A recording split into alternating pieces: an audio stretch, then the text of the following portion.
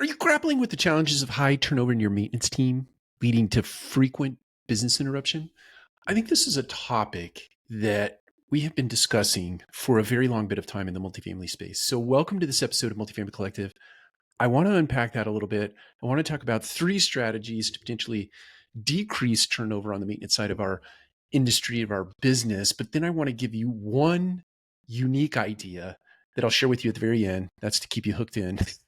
But the first one is we want to invest in our team members' development. That is pay for those certifications, whether it be your pool certification, your HVAC universal license certification, send them to the trainings at NAA or other industry accredited organizations so that they can get those letters behind their name, but more importantly, they can grow that skill in that area of your business.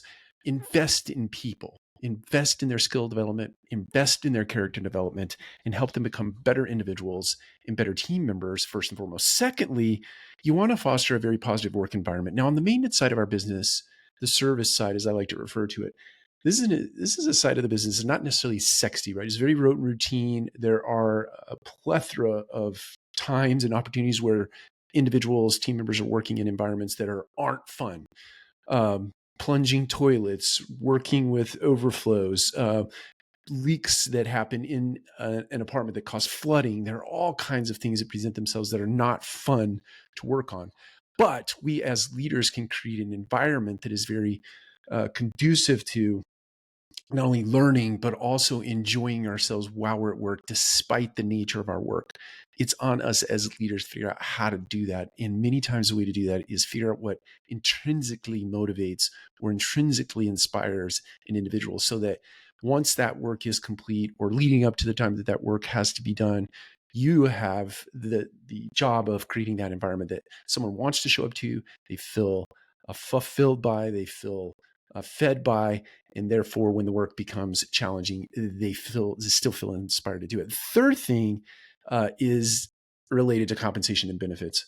We know in the last, let's say 3 years plus minus, there has been a tremendous amount of wage inflation as it relates to the service side of our business and technicians and maintenance supervisors specifically. That is long overdue. I think those adjustments have been made. Are they enough? I'm not sure. I think with the economy the way that it is, with the market the way that it is, I think some of that wage inflation is predicated on cost of living adjustments. Certainly inflation is not helping anybody. Wage inflation is part of inflation.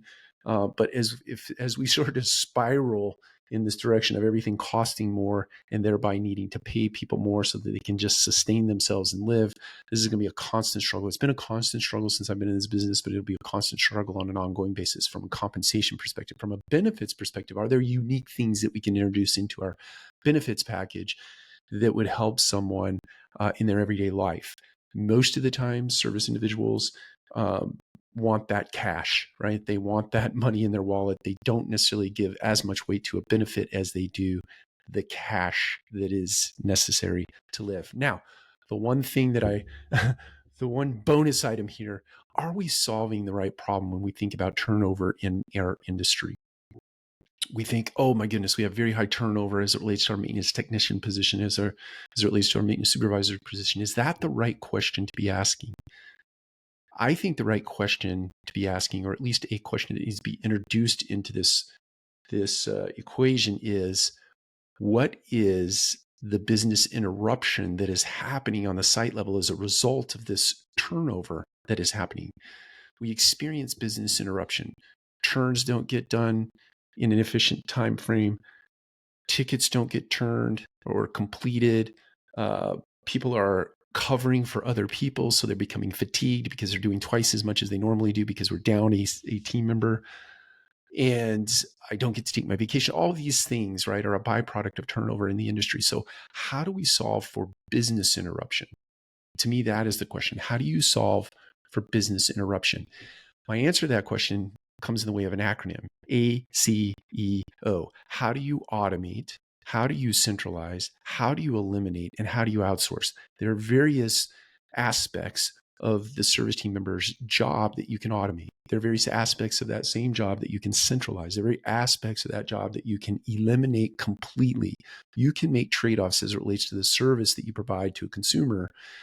And if it's just like Apple, they make trade-offs. They're a closed system. That's okay. That alienates a lot of customers, but that's okay. They choose to do that. And they make it very clear up front, we're going to make this trade-off.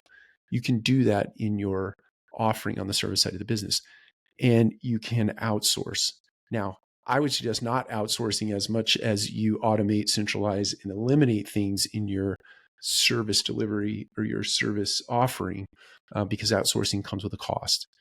These other things, I think, in my own head, in some ways, can become an efficiency stimulant, and they can also become an area of cost savings or at least cost management. So that is it. Take care. We'll talk to you again soon.